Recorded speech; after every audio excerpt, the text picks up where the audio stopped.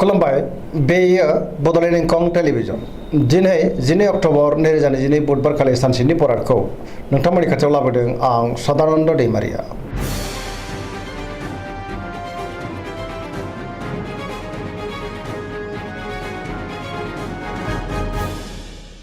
सिगां फरायनो लादों मेष राशि गिबि हांखो अ ल दिनैनि साना जोबोर मोजां जेरावबो जाफुंसारगोन जेनिबो आंखाल जानाय नङा बहाबा दावबायहैनो एबा हान्थिनो खाबु मोननो हागौ आरो मोजाङैनो हान्थिनोबो हागोन मावनो हानाय खामानिखौ थि समावनो आरो गोरलैयैनो मावफुंनोबो हागोन गोसोखौ दिनै जोबोर गोजोननाय मोनगोन देहाया मोजाङै थागोन सोरबा लोगोनिफ्राय मोजां खौरां फैनोबो हागौ रांखावरियाव दिनै जोबोर मोजां होनजायो गोबां धोन आरजिनो हागोन बेफार फालांगियावबो जोबोर मोजां मुलाम्फा मोननो हागोन आयाबो बांनो हागौ नखराव बिसि फिसायनि गेजेराव अननानै फैगोन सोरबा लोगोनिफ्राय थोजासे हेफाजाब मोननो हागौ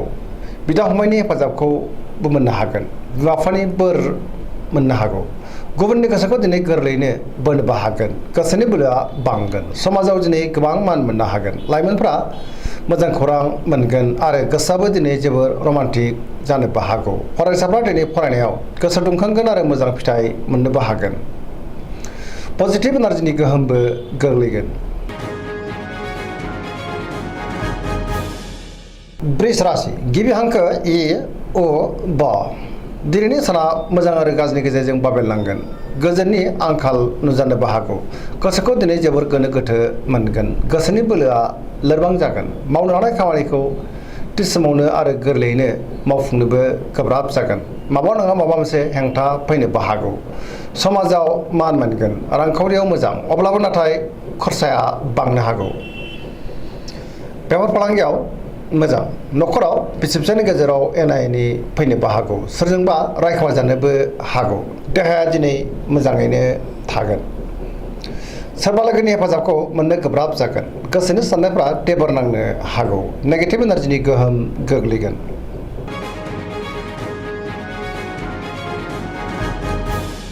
मिथुन राशि गिबि हांखो क स दिनैनि साना जोबोर मोजां पजिटिभ एनार्जिनि गोहोम गोग्लैगोन मोनफ्रोमबो बिथिङाव जाफुंसारगोन गियाननि आंखाल जानाय नङा गोसोखौ दिनै जोबोर गोजोननाय मोनगोन गोसोआ जोबोर रमान्टिक जागोन देहाया मोजाङैनो थागोन अब्लाबो नाथाय जानाय लोंनायाव सांग्रां जानांगोन रांखावरियाव जोबोर मोजां बेफार फालांगियावबो जोबोर मोजां होनजायो नखरावबो अनलायनाय फैगोन समाजाव दिनै गोबां मान मोननो हागोन गोसोनि बोलोआ बांगोन गावनि गोसोनि साननायखौ दिनै गुबुननो फोरमायनोबो हागोन बहाबा थाङोब्ला दिनै जोबोर मोजां आरो मोजाङैनो हान्थिनोबो हागोन सोरबा लोगोनिफ्राय अनसायनाय मोननो हागौ सोरजोंबा बाख्नाय जानोबो हागौ गुबुनजों दिनै मोजां सोमोन्दो लाखिनो रोंगोन लाइमोनफोरनि गोसोआ दिनै जोबोर रमान्टिक जागोन कर्कट राशि गिबि हांखो ड ह दिनैनि साना जोबोर मोजां मोनफ्रोमबो बिथिङावनो जाफुंसारनो हागौ गोसोखौ दिनै जोबोर गोजोननाय मोनगोन सोरबा लोगोजों बाख्नाय जानोबो हागौ गोसोनि साननायफ्रा मोगथाङाव जाफुंगोन गोसोआव पजिटिभ साननाय फैगोन गोथों आरो गोग्गो साननो रोंगोन गियाननि आंखाल जानाय नङा मोनफ्रोमबो खामानिखौनो दिनै मोजाङैनो मावफुंलांनो हागोन रांखावरियाव दिनै जोबोर मोजां आयाबो बांगोन बेफार फालांगियाव दिनै जोबोर मोजां मुलाम्फा मोननो हागोन नखराव बिसि फिसायनि गेजेराव अननानै फैगोन बिदा फंबायजों मोजां सोमोन्दो लाखिनो रोंगोन समाजाव लोगो लेवा बांनो हागौ देहाया दिनै मोजाङैनो थागोन गुबुननिफ्राय थोजासे हेफाजाब मोनगोन नखराव अननानै फैगोन समाजावबो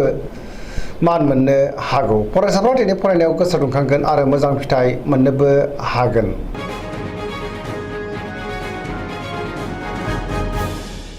सिंह राशि गिबि हांखो म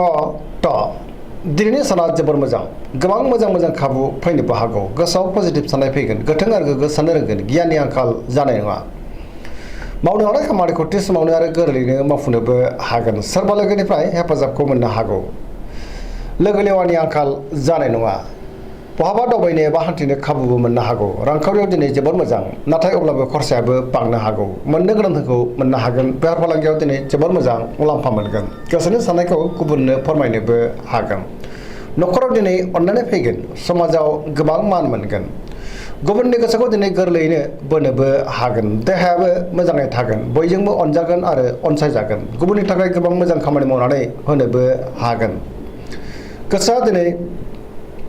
जोबोर रमान्टिक जागोन आरो गावबा गावनि गोसोनि साननायखौ फोरमायलायनोबो हागोन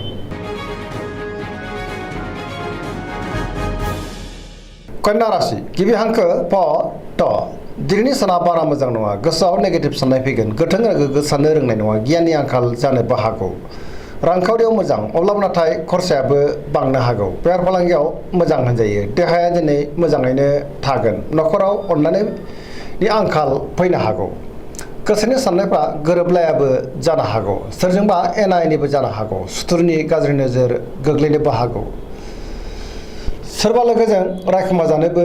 हागौ गोसोखौ दिनै जोबोर गोनो गोथो मोनगोन नेगेटिभ एनार्जिनि गोहोम गोग्लैनो हागौ सांग्रां जानाया गाहाम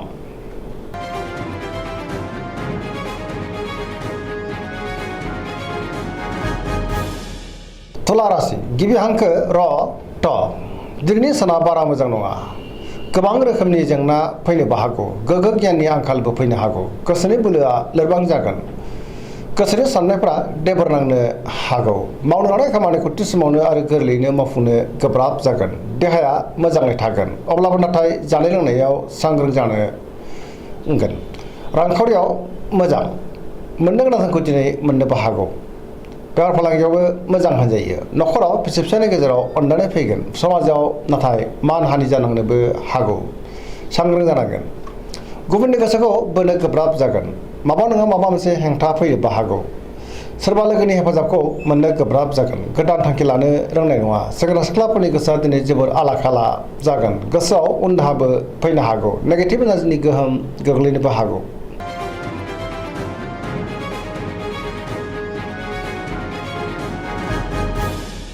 वृश्चिक राशि गिबि हांखो न स दिनैनि साना जोबोर मोजां गोसोनि बोलोआ बांगोन सुथुरखौ गोरलैयैनो फेजेननोबो हागोन पजिटिभ एनार्जिनि गोहोम गोग्लैगोन समाजाव लोगो लेवा बांनो हागौ सोरबा लोगोजों बाखनाय जानोबो हागौ गोसोआव गोनो गोथो साननाय फैगोन मावनो लानाय खामानिखौ थि समावनो आरो गोरलैयैनो मावफुंनोबो हागोन गुबुननिफ्राय हेफाजाब मोननो गोब्राब जागोन गोसोनि साननायफ्रा जाफुंगोन समाजाव मान मोनगोन नखराव अनलायनाय फैगोन बिदा फंबायनिफ्राय थोजासे हेफाजाबखौ मोननो हागौ रांखावरियाव मोजां अब्लाबो नाथाय खरसायाबो बांनो हागौ बेफार फालांगियाव जोबोर मोजां मुलाम्फा मोनगोन देहाया दिनै मोजाङैनो थागोन गुबुननि हेफाजाबखौ मोननो हागोन फरायसाफ्रा दिनै फरायनायाव गोसो दुंखांगोन आरो मोजां फिथाइ मोनगोन लाइमोनफ्रा जोबोर रमान्टिक जागोन आरो गावबा गावनि गोसोनि साननायखौ फोरमायलायनोबो हागोन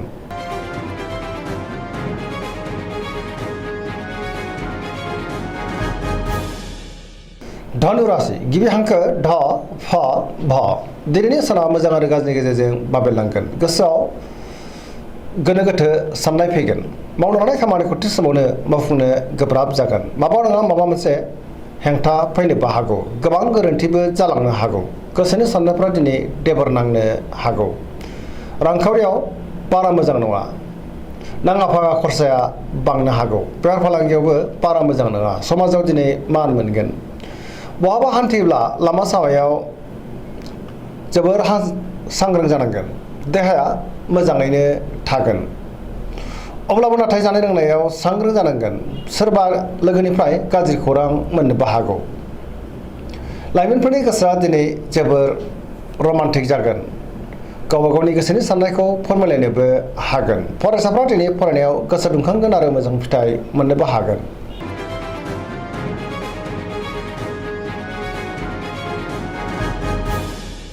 मकर राशि गिबि हांखो ख ज दिनैनि साना जोबोर मोजां गोसोखौ दिनै जोबोर गोजोननाय मोनगोन गोसोनि साननायफ्रा मोगथाङाव जाफुंनो हागौ मावनो लानाय खामानिखौ थि समावनो मावफुंनो हागोन रांखावरियाव जोबोर मोजां अब्लाबो नाथाय खरसायाबो बांनो हागौ बेफार फालांगियावबो जोबोर मोजां मुलाम्फा मोननो हागोन गुबुनजों मोजां सोमोन्दो लाखिनोबो रोंगोन मोनफ्रोमबो खामानिखौ दिनै गोरलैयैनो मावफुंलांनो हागोन सिगांनि बबेबा आद्रा खामानियाबो दिनै मावफुंजानो हागौ गोदान खामानियाव आखाइ होजेननो हागोन नखराव दिनै अनलायनाय फैगोन बिदा फंबायनिफ्राय थोजासे हेफाजाबखौ मोननो हागौ बिमा बिफानि अननाय आरोफोरखौबो मोननो हागौ सेंग्रा सिख्लाफ्रा गावबा गावनि गोसोनि साननायखौ फोरमायलायनो हागोन आरो गोसोआ दिनै जोबोर रमान्टिक जागोन फरायसाफ्रा दिनै फरायनायाव गोसो दुंखांगोन धोरोमारि बिथिङावबो गोसो दुंखांनो हागौ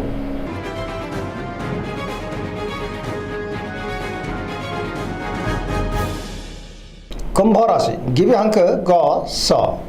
दिनैनि साना बारा मोजां नङा गोसोखौ दिनै जोबोर उसुखुथु मोनगोन मावनो लानाय खामानिखौ थि समावनो आरो गोरलैयैनो मावफुंनो हागोन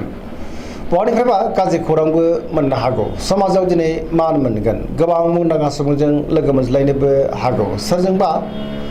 बाखनाय जानो हागौ रांखावरियाव दिनै जोबोर मोजां बहानिफ्रायबा गोबां धोन आरजिनोबो हागोन देहाया बारा मोजां थानाय नङा गोबां रोखोमनि देहायारि जेंनाजों मोगा मोगि जानांनो हागौ न'खराव अननानै फैगोन गुबुननि हेफाजाबखौ मोननो हागोन बिमा बिफानि अननाय आरिफोरखौबो मोननो हागौ बहाबा दावबायनो एबा हान्थिनो खाबु मोनगोन अब्लाबो नाथाय सांग्रां जानांगोन नेगेटिभ एनार्जिनि गोहोमबो गोग्लैनो हागौ